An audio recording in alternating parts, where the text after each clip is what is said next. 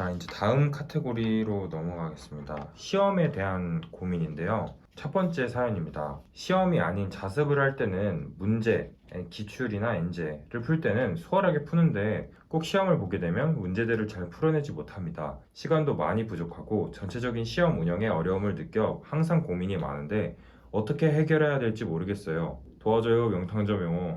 이렇게 사연이 왔는데 조언해 주실 게 있으신가요? 이거는 아직 실력이 덜 쌓인 것이다.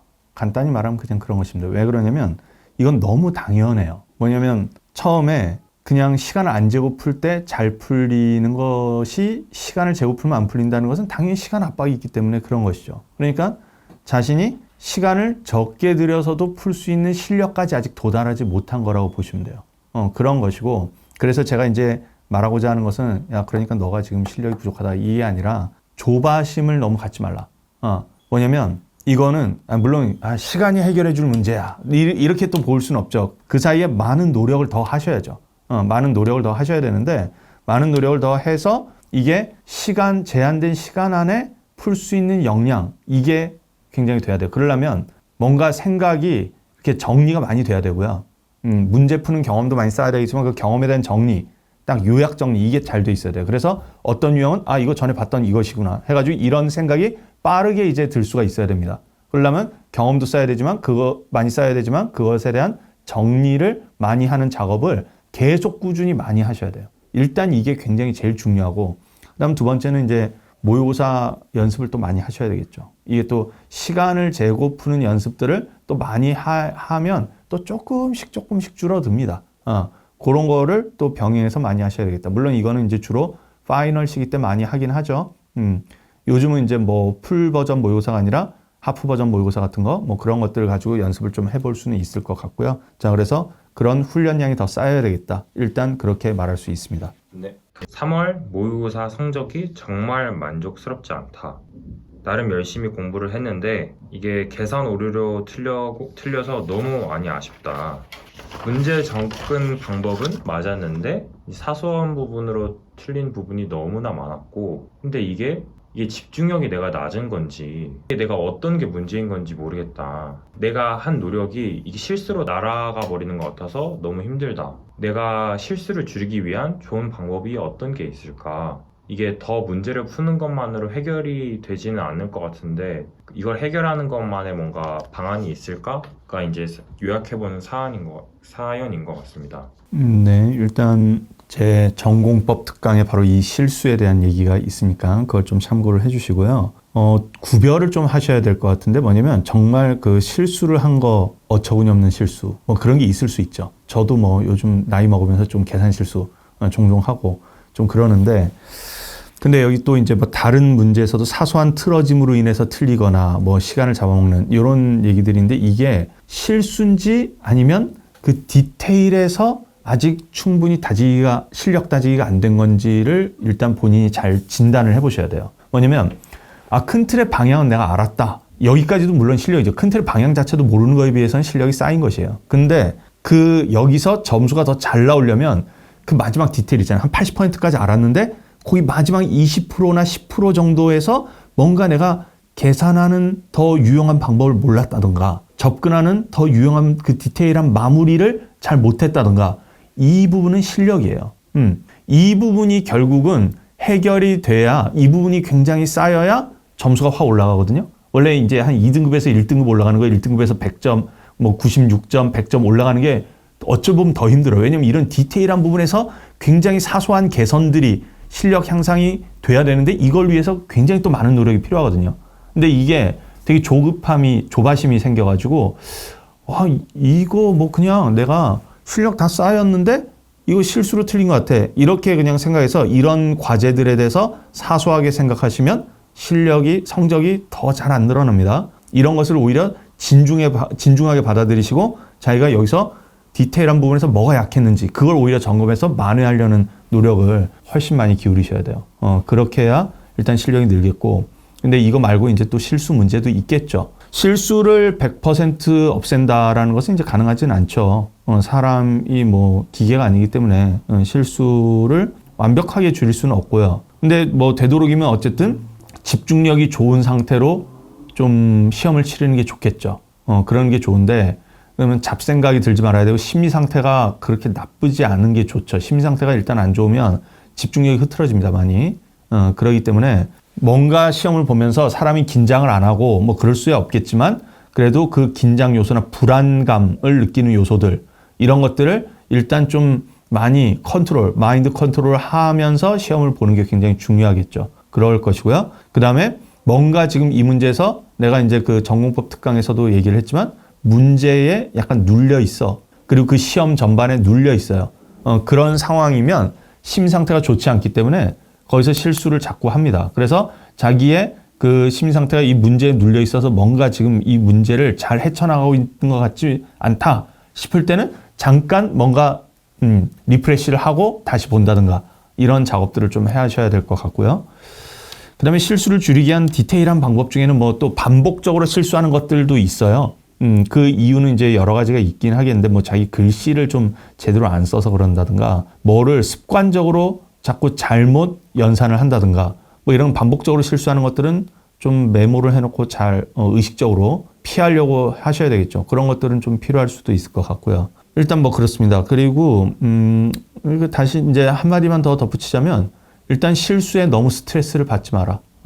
왜냐면 지금 수능까지 아직 시간 많이 남았고 이 실수를 줄일 수 있는 시간은 굉장히 많이 남았습니다. 오히려 이런 거 가지고 스트레스를 많이 받잖아요. 그러면 실수를 더 많이 할 수 있어요. 왜냐면 일단 심리 상태가 안 좋기 때문에 시험 볼 때마다 그러면 엄청나게 긴장을 하고 그러기 때문에 그냥 일단은 저것만 구별을 잘 해라. 뭐냐면 내가 그 디테일한 부분에서의 실력 차이 때문에 못 푼 것인지 정말 사소한 실수를 한 것인지를 구별을 하시고 정말 사소한 실수를 한 것은 그냥 그러려니 하고 덤덤하게 넘기세요.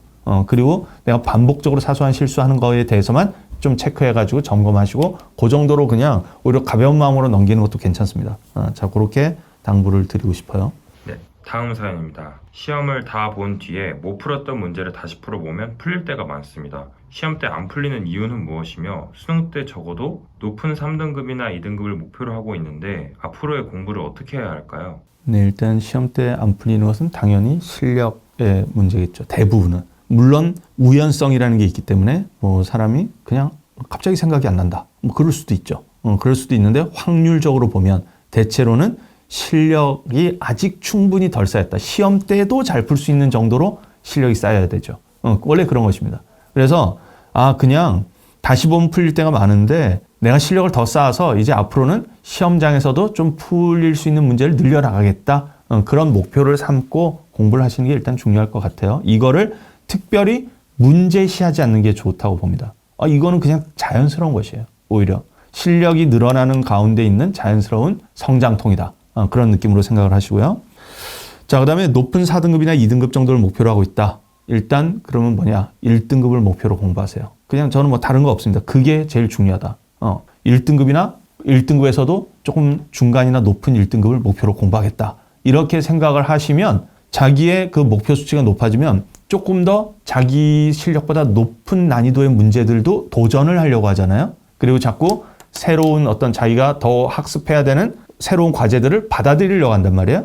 근데 목표가 낮으면 그걸 자꾸 쳐낸다고. 이건 내가 할 게 아니야. 이렇게 쳐내거든요. 그게 실력 저하의 지름길입니다. 그래서 오히려 1등급이나 조금 중간 1등급 정도를 목표로 하시면 내가 그 정도를 목표로 하면 이것까지는 내가 알아야 되지 않을까? 이런 생각이 든단 말이에요. 그렇게 해서 쌓아나간 실력이 바로 진짜 실력이 되고 그것이 수능날 어쩌면 운 좋게도 정말 1등급을 맞게 해주고 조금 운 나빠도 2등급 맞게 해줄 수 있습니다. 그렇게 공부를 하시면 되지 않을까. 그렇게 당부 드릴게요. 다음 사연입니다. 이미 특정 유형에 대한 문제에 대한 풀이법들을 다 알고 있다고 생각하는데도 막상 시험장에 가면 영악한 풀이가 떠오르지 않는 경우가 있어서 시험장에서 문제를 풀다가 막힐 때가 많습니다. 또한 4점 준킬러로 문제를 푸는 데 있어 풀긴 풀지만 시간이 오래 걸리는데 풀이 시간을 단축시키는 데 어려움이 많습니다. 기출문제를 여러 번 보면서 기출에 익숙해지면 더 나아질까요? 일단은 기출문제를 여러 번 보는 것도 한 방법일 수 있는데 이게 기출을 많이 보느냐, 엔제를 많이 푸냐, 모의고사를 많이 푸냐 이것은 물론 안 하는 것보다는 다 많이 하는 게 다 좋습니다. 뭐든 간에. 일단 그렇지만 다 부차적이고요. 핵심은 뭐냐면 문제를 일단 너무 물론 우리가 암기를 배제해서는 안 되겠죠. 어떤 풀이법에 대한 지식 이런 것을 당연히 가져가야 되겠죠. 그렇지만 그 지식이 얻어지는 과정이 훨씬 중요해요. 그게 압도적으로 중요합니다. 뭐냐면 어떤 성질이 있다.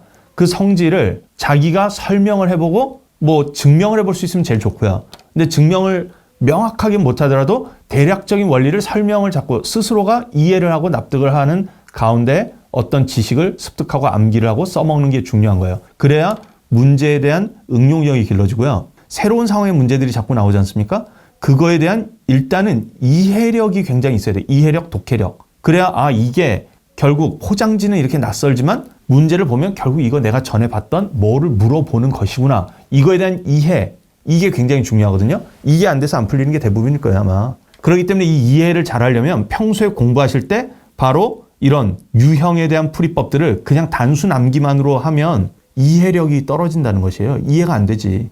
적용력이 떨어져요. 그래서 풀이법들에 대한 암기를 하더라도 그것은 결과고 그 풀이법이 나오는 과정에 대한 충분한 이해와 논리적인 습득, 이것이 가장 중요하다.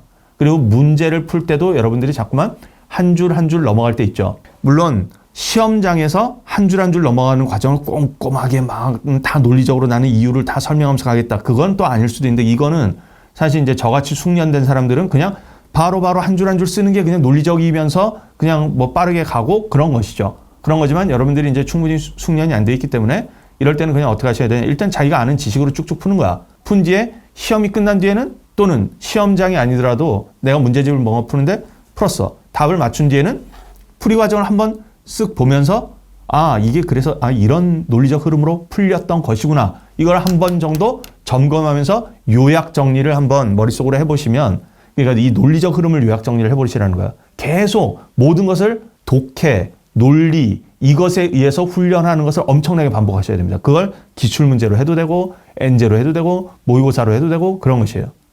이게 계속 반복 훈련이 잘 되면 새로운 문제가 나와도 완전 새롭지는 않구나. 문제 딱 보면 그래 이거 딱 독해를 해보니까 그냥 읽어보니까 전에 봤던 무슨 문제하고 굉장히 성격이 유사하구나. 그런 것을 알게 되고 이런 문제들은 논리적 흐름상 이렇게 스타트를 해서 이렇게 끌고 가면 되는 구조구나. 이런 게 딱 보인다고요.